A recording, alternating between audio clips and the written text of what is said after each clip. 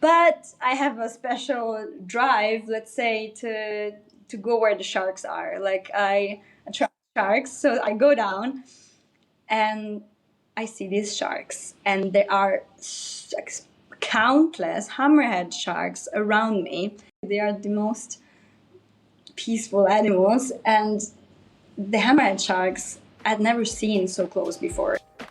Hello and welcome to One-Off Travel Stories. I'm your host, Andrew Tawaschurna. Here each episode, I chat with someone about one of their favorite travel stories. That one story they've told countless times to friends and family around the dinner table.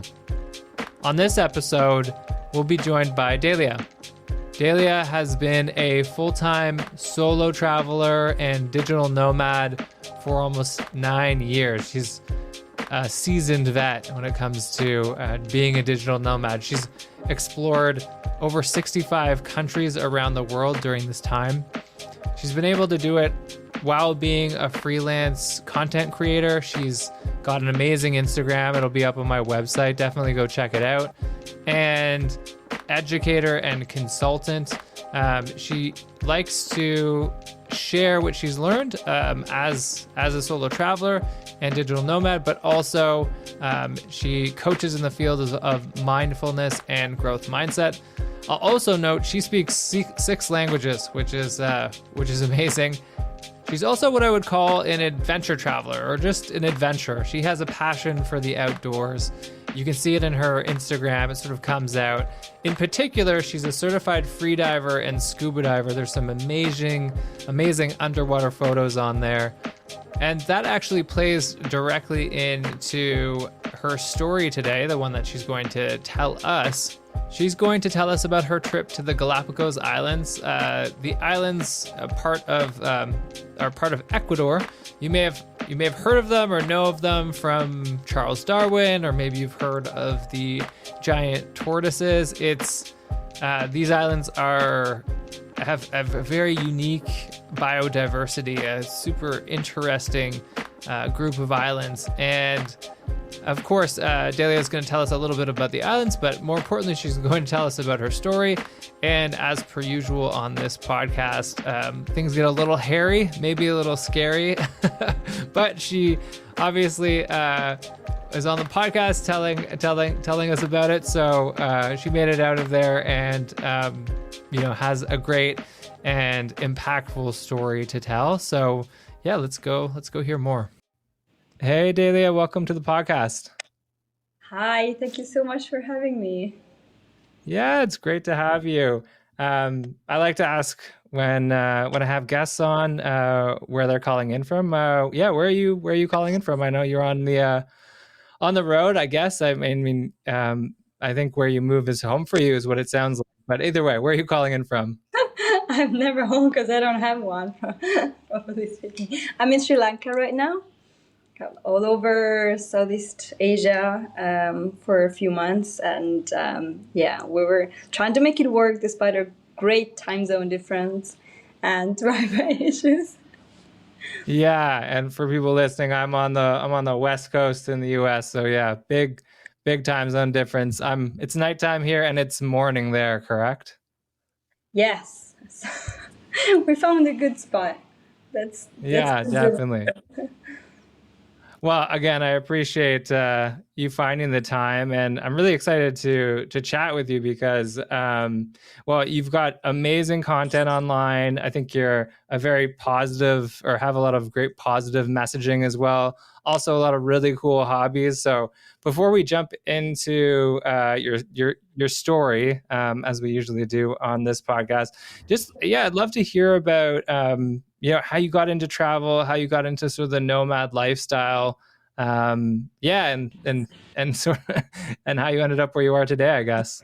Thank you for inviting me. It's a pleasure and honor to be here, and thank you for what you said about my content. I've been creating travel content pretty much since I started my nomadic journey, but it was just for my family as a travel diary, let's say. And then in the recent years, I noticed like how many people were actually curious to follow the adventures of a nomad who doesn't even have a home base. And then I felt responsible to show also behind the scenes of what it means to be a long-term traveler and my journey into mindful living and self-development and all these things that became part of my content. So that's the message we're talking about, and of course lots of nature and ocean and conservation.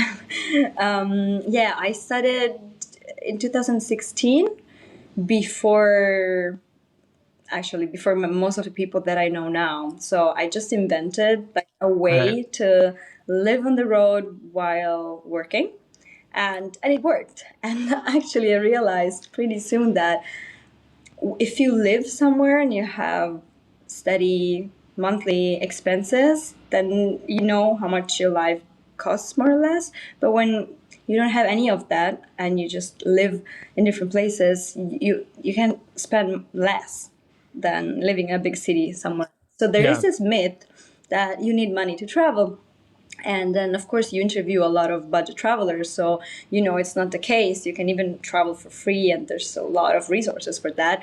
But even digital nomads, or probably even more digital nomads, because if they stay longer in a place, they can get really affordable long-term rentals, or just living in countries where the cost of living is less. But it's not just about that. It's not that we travel because we want to spend less in our countries. It's because we want to have the freedom to decide where we want to wake up this week or today or next month and experience as much of the world as possible. That was my drive. I was not running away from something specific, though. After studying for many years in Italy and in Germany, where I come from, and ending a long-term relationship, I was 26. I said to myself, you've studied so much, you created this online career, why just staying home when there's a whole world out there? So it was really just out of the passion and the curiosity to explore. And I had traveled before overseas with my family, the ocean, adventures, jungle. So I knew that was calling me, and that was my chance to do it. And then I started it, and it was working out, and I was making mistakes along the way, of course, because nobody could teach me. There was no nomadic academy like nowadays. So I had to figure out things by myself. I didn't have mentors back then. I didn't have many of the resources that I have now, but it worked, and I became one of the OG nomads. Yeah, I mean, you've been doing it for since 26, what is 9 years almost, probably. If yeah, and do you think has it because of all that information out there, has it gotten a lot easier?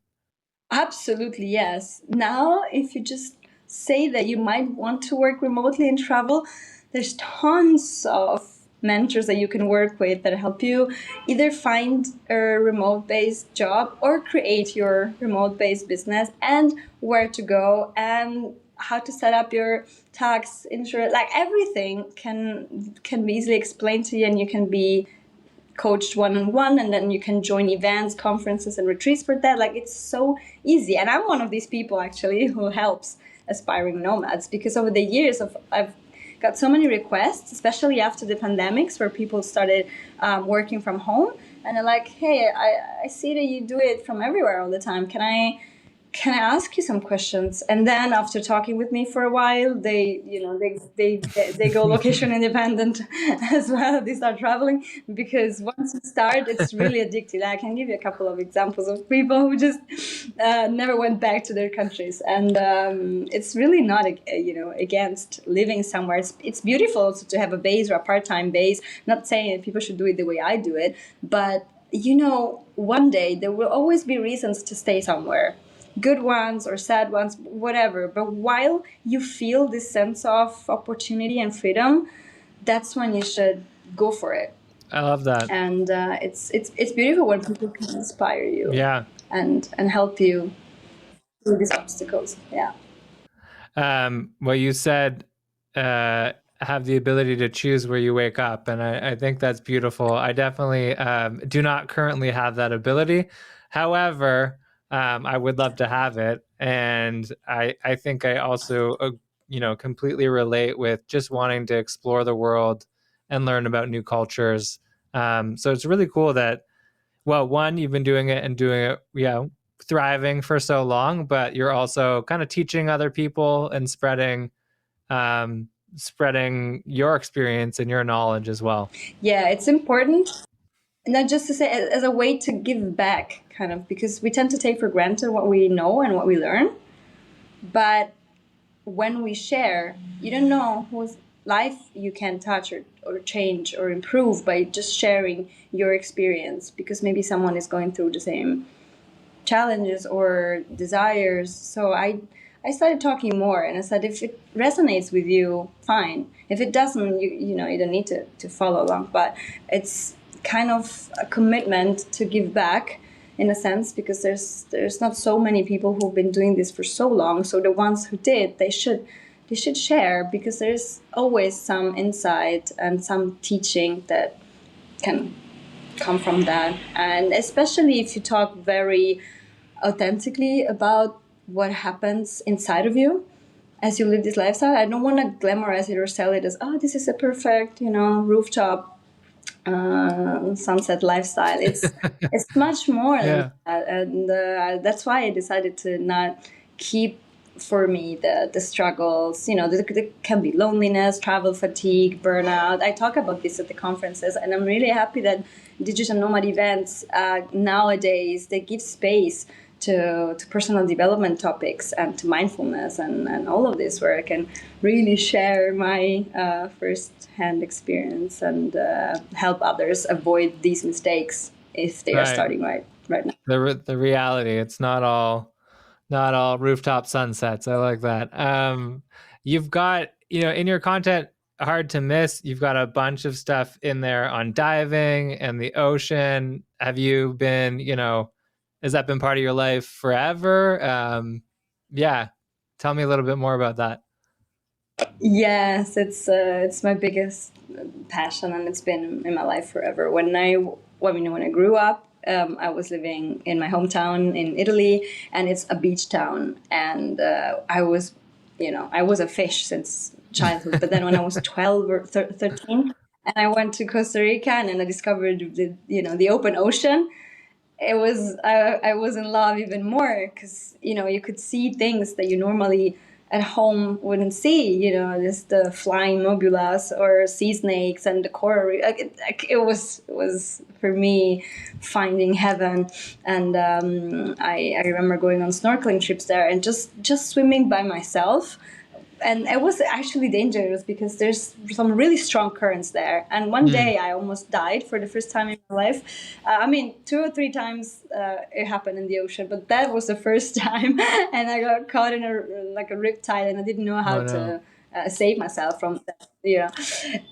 But I still, instead of being traumatized or shocked, I was like, okay, well, if I'm dying like this, I'm dying doing the things that I love the most. And it's just, the ocean wants me so much. I was not not traumatized. It was exhausting physically, but then 5 minutes later, 5 minutes after I got back to the beach, I completely forgot about it.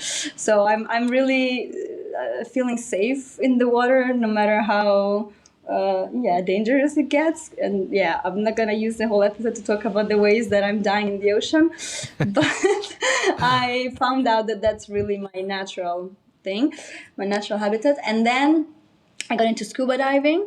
I tried it for the first time when I was 16, and then years later when I went to Thailand and the Philippines for longer periods, and I did my diving licenses, my advanced, and I realized how easy and how natural it felt for me. Whereas people around me, they were sometimes trying to overcome mental blockages, or I don't know, it could be a physical limitation with compensation. And I don't know, for me, it was just probably going back to where I belong, since other lifetimes, probably. Underwater, and then I discovered freediving. And it was even more of a revelation, because when you freedive and you hold your breath, first of all, you become much more aware of your body, your abilities, your breathing, your lungs, and then you're much more free in the ocean because you're not carrying the heavy equipment, the tank and all of that you need for diving. So that was really the embodiment of the mermaid lifestyle. And then I started joining really, really cool trips with other free divers.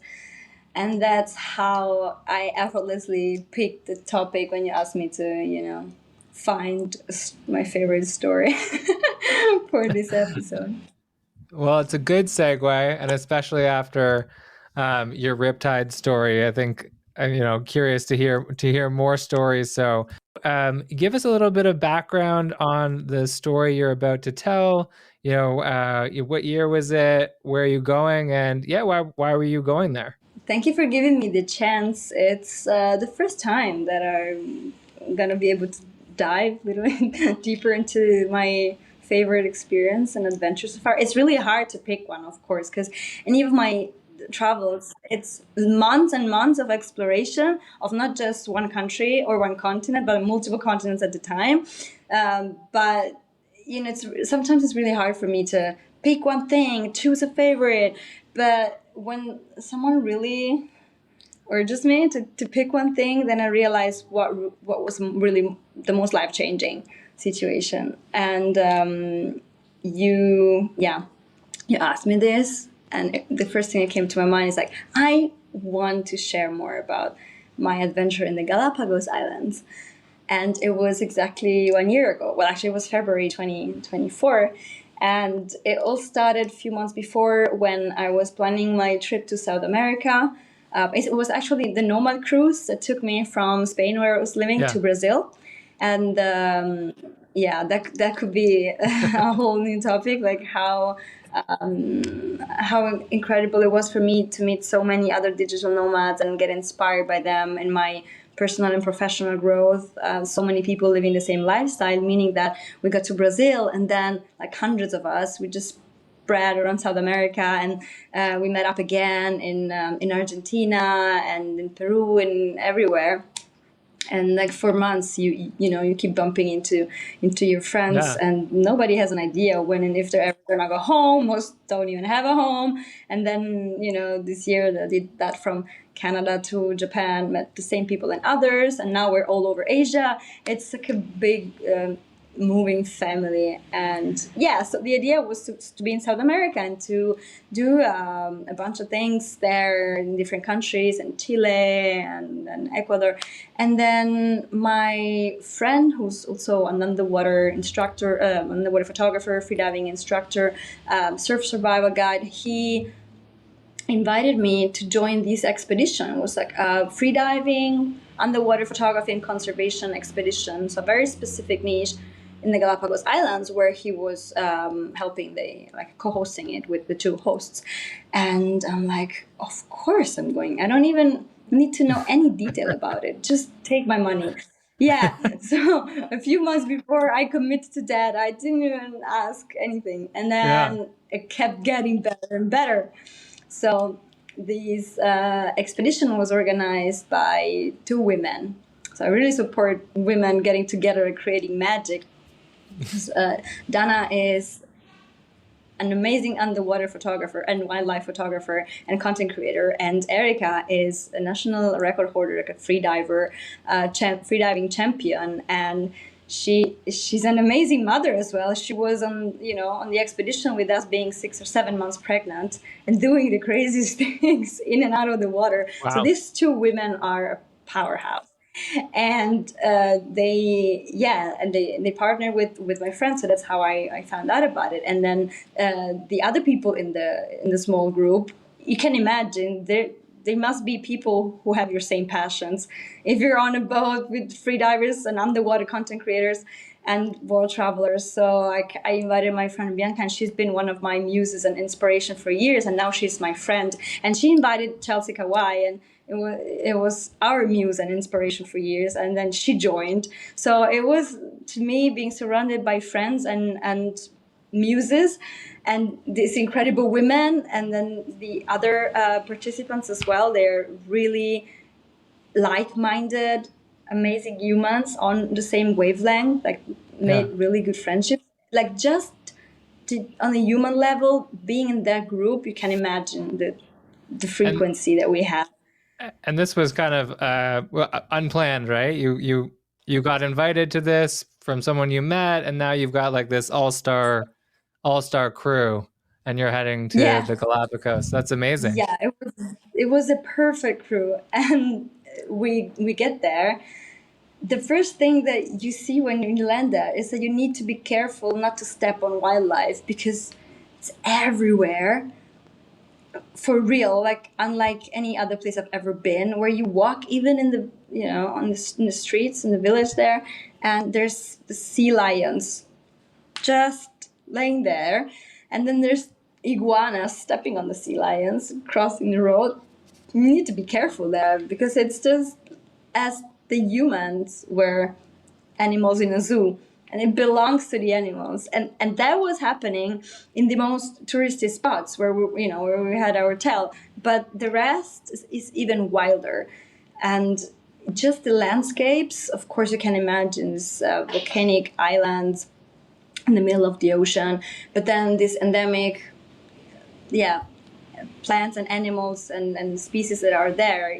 We all know it from Charles Darwin, right? But when you see it, I mean, I've been dreaming about it forever. When I was a kid, my siblings and I, with my parents, we went to a Charles Darwin exhibition in Italy. And I'm like, I need to see this place. And then when you're there, and can you imagine how wild it was 200 years ago? If now, despite all this development, it's still so Right. it is really mind-blowing. And also, you don't need to be a diver or a free diver to enjoy wildlife there, because you're on the beach, especially in some places, and you just see under the surface crazy things happening, like 5 huge sea turtles, and then the sea lions playing with them. And then there's an iguana swimming because they have these marine iguanas there. And then at some point, there's a shark, an eagle ray, and the penguins like swimming on top of all of these animals. And you think that you're just dreaming. You didn't even have to swim. You just see it on from the shores. It is crazy.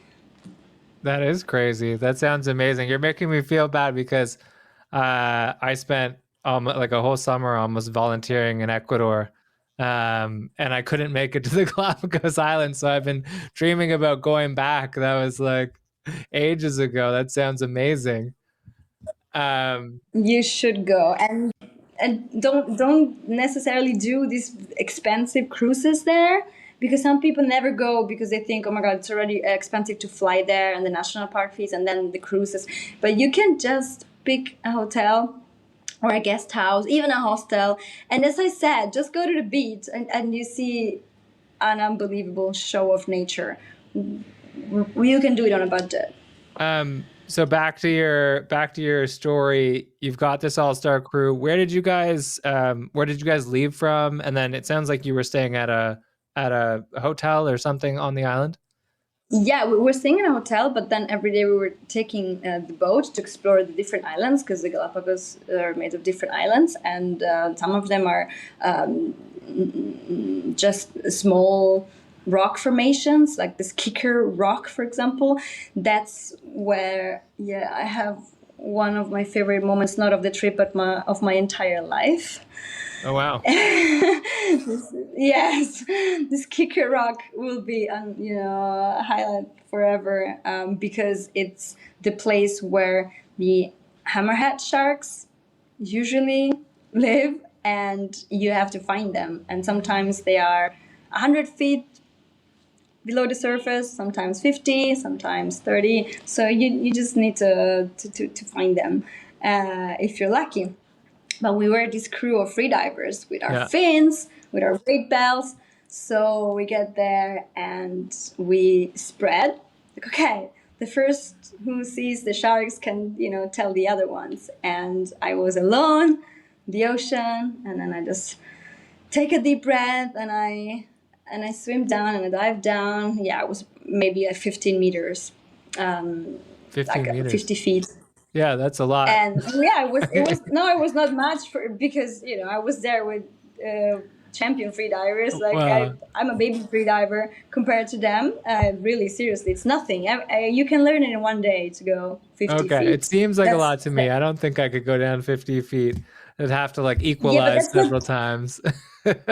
they teach you in the 2 day course. You Right. can do 15, 20 meters in 2 days. So I'm not special at all, but I have a special drive, let's say, to go where the sharks are. Like Right. I attract sharks, so I go down and I see these sharks, and there are countless hammerhead sharks around me in this super slow and elegant flow. You think, oh my god, I see a shark. In your head, in their head, some people have this music from scary TV shows. Oh my god, the sharks. But Right. actually, people who swim with sharks, they tell you they are the most peaceful animals. And the hammerhead sharks I'd never seen so close before in the ocean before. So I was just completely mesmerized by the shape of their eyes and their head. But remember, I was holding my breath, so I couldn't stay there that long, right? That depth. Mm. So I knew, and that's the beauty of life sometimes, when you know you have to be fully present in the moment to microdose eternity. In that fragment, you need to make a memory that's going to last forever. So you use all your senses and all your awareness to just take it in. I don't even know if it was more than a minute that I had this eye contact with all these sharks, but I still have goosebumps thinking about it now, because as I told you, if you're freediving, you don't have the equipment, the bubbles, the tank, you're really just part of the environment of the underwater world. So they just swim by, completely ignoring you, and you're like a fly on the wall. You were part of this school of sharks for a moment, not someone harassing them in any way, like, I don't know, a group of tourists with, what you see nowadays with over Right. tourism. It was really organic. It was really like a little short visit that I was paying to them. And at some point I knew I had to go back to the surface, and any other time I tried to dive again to see them, maybe I saw one or two, but that first encounter when I saw like 30 of them around me and I was alone there, I wanted to hug them all. It was so magical. And then when I went home in the evening, I saw that my underwater camera didn't film it. It says like corrupted files. And for a moment I wanted to cry, because I knew that I could not recreate that moment. Yeah, you can go on diving trips and then they almost guarantee that you will see the sharks and blah blah, but that experience was so real that actually I even thanked the circumstances for my memory card to be damaged, because that really forced me to save it into the hard drive of my memory. I don't even have to to Yeah. show these images to anyone. You know how a hammerhead shark looks like, right? But I wasn't doing it for the Yeah. ego of posting a selfie. Like, of course you're so, you feel bad because you don't have that footage, but nobody can take away from me the feeling, but nobody else could even get the same feeling like looking at a picture. So that was just Right. a It's very moment of, personal. me, myself, and the sharks. And it was the complete highlight of the trip and one of my absolute favorite moments underwater. Well, that's beautiful. I correct me if I'm wrong. Do they migrate to the islands or are they there all the time? Um, there are some the kind of are residents on Kicker Rock Right. and on other islands. Like there's scuba diving trips. I Yeah. don't know if it's all year long, but with the scuba diving trips, there's like high chances to see them. Oh, And gotcha. I'm not sure if it's just for advanced divers or also for open water divers, because I didn't do scuba there. I was seeing so much just free diving that I didn't do scuba. But yeah, this is And something people can look up. And you talk comfortably about sharks. Have you done other free diving with sharks, around sharks? Yes, I've seen them in many parts of the world, and what I want to tell people is that if you try to see yourself as a visitor and have respect, nature gives back. So don't go on these overpacked tours. For example, when I was in Cebu in the Philippines, I did not go to see the whale sharks there because I know they get fed and that disrupts their natural feeding cycles, and I did not want to be part of that. And there's so many boats chasing them, and then there's a lot Mm. of people who don't have any idea how to behave with wildlife, to behave in the ocean because they're not used to it. But then there's not enough guidance there. There's no, international regulations that are in place, and same happens in other less developed places. So don't be part of that. Do your research, because when you want to interact with wildlife, there are ethical ways to do it. And this is what matters to me and how I say yes or no to certain tours. So when I was in Baja California in Mexico, and I saw that there is a conscious approach there to whale watching and whale shark swimming, then I was talking to friends who are marine biologists there, and they recommended me this eco tour and this Sea of Cortez there in Mexico. There's regulation how many boats can actually Mhm. access during like whale shark feeding seasons, and then you're only allowed to be at this certain distance, and how many people on the boat can jump at the same time. It's regulated, so I did it there. So there's Right. many people who saw whale sharks. They see this huge animal, and then you see they are very small compared to the animal, right? But in that area, because it was the place where they go and eat basically the plankton, they feed on that. It was really not clear. Like the visibility was not good. It was good for the sharks because it means that the water is full of nutrients. But for you, it's horrible because you don't see anything until the shark is right at your face. So and that I have on camera, the mouth of these huge whale sharks opening in front of my face, and I could see through it the entire body. It was just another unforgettable moment. But yeah, that I have on my profile. Well, back to the Galapagos. So you had this amazing experience, and then what comes next? Like, what was the rest of the trip like? Yeah, so we were doing different trips every day, not just underwater, but also on land, because there's animals and hikes and forests, and it was a really immersive experience that included all of that as well. And then we did a lot of conservation workshops as well, and we visited centers there for ocean projects. That was super interesting, and seeing people who spend their life there researching and protecting the ocean, and what the Galapagos are doing to preserve their wildlife. It was really educational. It was not just for fun. And then Yeah.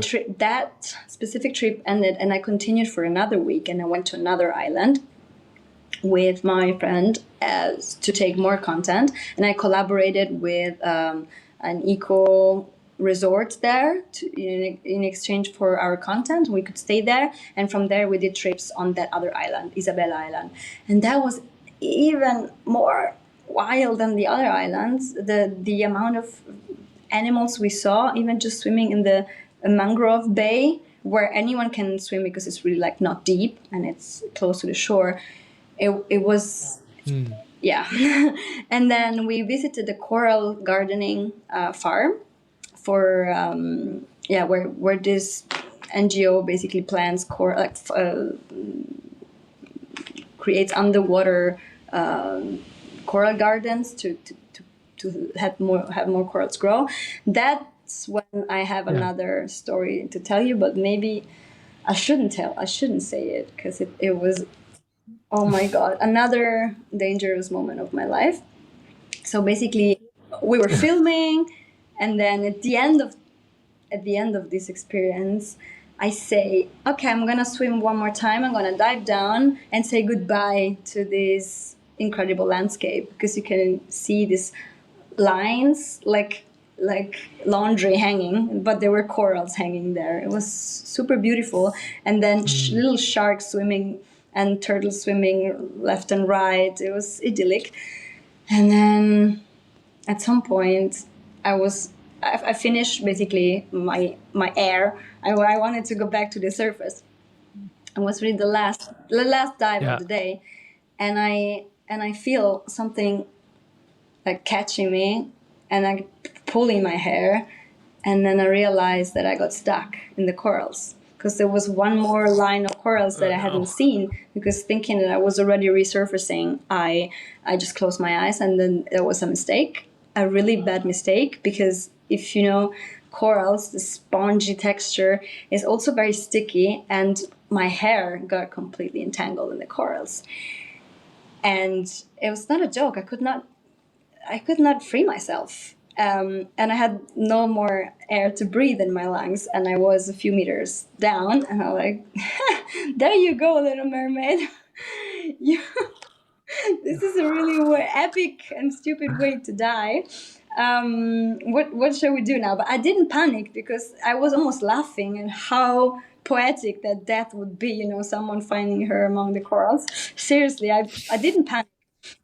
And I didn't know that my friend, for some reason, saw me and started swimming to save me.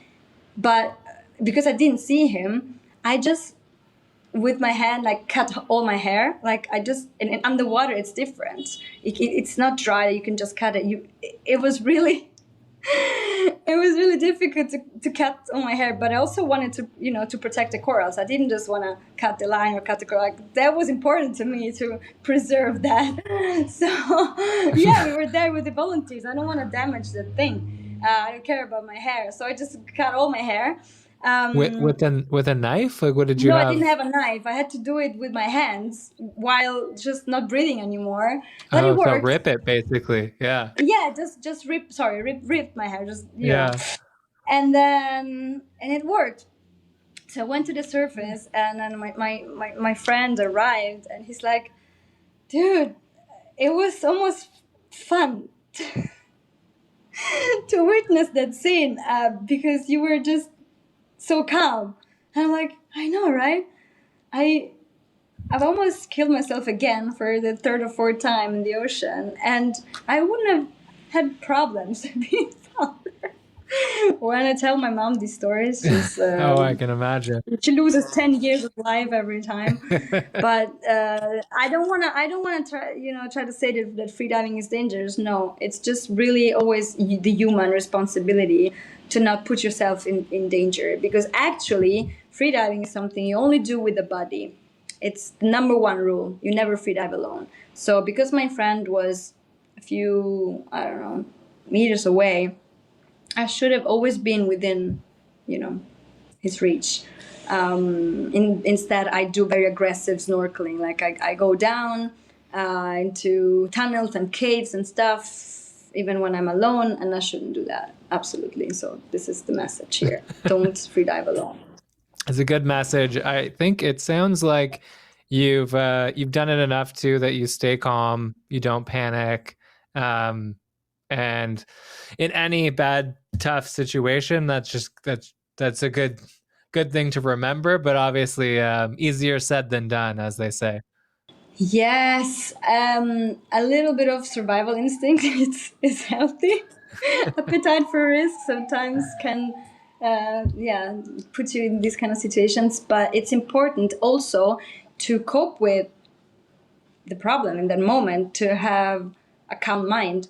Because if you just panic, no matter where you are, in whatever accident or situation you are, if you don't have control over at least part of your rational brain, then you don't do the things that are needed, right? And when they teach you like first aid or other rescue things, when it's gonna happen, I will forget these things, right? Because emotions kick in. But at the same time, it's also important to know what to do, because there might be the adrenaline guiding you into surviving. So now, through all the mindfulness that I do and the yoga and the breath work, I developed a calmer state of being. And then I see it in these fight or flight situations where someone could panic and I don't. Also because so many times in challenging situations, things went well in the end. Like, I can tell you like 10 tons of stories, and they all, in the end, they all went well. So I kind of have this optimistic default setting in my head where I know, well, like, this is just going to be another story that I can tell forever, but it's going to be fine. So I don't really see, oh my God, this is it. This is the end. Like, this is the day I'm going to die. I'm like, no, not today. It's another adventure, stretching my capacities. Well, yeah. Well, I think practicing the mindfulness in preparation for those tough moments is smart. It makes a lot of sense to me. So now you're in the Galapagos. You've had an amazing experience with hammerhead sharks. You've had, let's call it near-death experience getting stuck on coral. How was the rest of your trip? And the rest was unbelievable, because any moment it could be like just going for a sunset walk, and then you're surrounded by like 300 sea lions singing and screaming around you, and the baby ones like walking past you. And this is something like an interaction with animals that you really don't have in many other places of the world. Like, I've spent a lot of time in Australia and Costa Rica, places with a lot of wildlife, but that is, if you want to pick one place where you know you will have that interaction in a short amount of time, it's there. And I was looking at the kids there thinking, I don't know, probably they're ruining your life, because there's nothing that can top this experience. If you've seen this as a child, then you're so spoiled that you're probably not going to be impressed when you visit other places. Because if it was the peak of my adventures after adventuring for all these years, if you start like that as a child, I don't even know if I would bring my kids there so early in life. Because I think they would just want to move there. I could move there. Well, it's certainly not a bad way to live. And just from this small snippet, your little story, I mean, so much beauty that I think a lot of people, or anyone listening, probably would love to see and experience. So, and it sounds like you've been doing it your whole life. So this is all, starting. It all makes sense if you mentioned your parents taking you to the mountains and growing up by a beach. So it sounds like you've been in nature your whole life. So glad to hear you're doing it across the whole world now. Yeah, that is true. We are the result of our upbringing, in terms of mindset and in terms of emotions and lifestyle. So my mom she was raised in the mountains in the south of Germany. My dad on the beach in Italy. So if you grow up in between these two places, it's not just the diversity of the cultures and the language and the mentality that I grew up in, but also this availability of nature and different types of landscapes. So I never really had to choose, oh, where do you want to go this summer? To the beach or to the mountains? Because we have 3 months off of school in Italy. So I could do a lot of mountains and a lot of beach. And then also when I was with my grandparents, like we spent months together every year in the summer. We could also visit the cities around Germany and around Europe. So I could get the best of each of these worlds. And when I became a nomad, I realized, okay, I work from everywhere, but then I can decide how much of each thing I want. So now that I'm doing this long trip in Asia, and I hadn't been in Asia since 2019, what do I need to stay sane? Because some cities like Seoul and Tokyo and Osaka and Shanghai and Hong Kong, I spent time in these big cities in the last months. They're super overwhelming. So then after each of these, I needed to decompress on the smallest island that I could find, just to be surrounded by the ocean. And then you can play with your balance and with your needs, and to understand what is the rhythm that is best for you. As I said, I'm meeting my nomadic friends here and there, and some are really doing well in cities, so they decide to stay in Bangkok for 2 months, or in Singapore, or in Chiang Mai, whereas I do shorter periods there and then longer periods on the coast. And now that I'm in Sri Lanka, I started being a bit tired because I was moving around so much. I'm like, okay, I'm just gonna pick one place for the month, and I don't even need to explore that much right now because I'm enjoying this slow island life, the small village life. And then I'm going to India next month in the mountains, like back to wearing my warmer layers, and I'm doing a yoga teacher training there. So it's going to be a completely different experience. And then in March, I don't know where I will be. It could be anywhere. I love that. And I think it's a good message. You know, you got to find your balance. Delia, thank you so much for sharing your story and coming on the podcast. Sounds like you've got some awesome stuff coming up as well. So, you know, good luck out there. And more importantly, thanks for sharing your knowledge. You've been doing it for a long time. You've got so much knowledge. I mean, it's not just nomad lifestyle. I believe you speak 6 languages, if that's correct. And you must have a plethora of knowledge about different cultures and met all sorts of people. So definitely, you know, keep sharing, and thank you for sharing here. Thank you so much for inviting me. It's been one of my favorite podcast episodes because I could really just speak out of passion for the things that matter the most to me. So I'm really happy. It's been my honor and pleasure, and thank you so much again. A big thank you to Delia for joining us on the podcast and sharing her amazing story. Actually, a couple stories, edge of your seat style travel stories, which are always fun. As long as everyone makes it out okay and healthy. As usual, if you want to learn more about Delia, I definitely suggest checking out her socials. I'll be posting them along with the episode. Also, if you have an amazing travel story that you'd like to share, please find me at oneofftravelstories.com.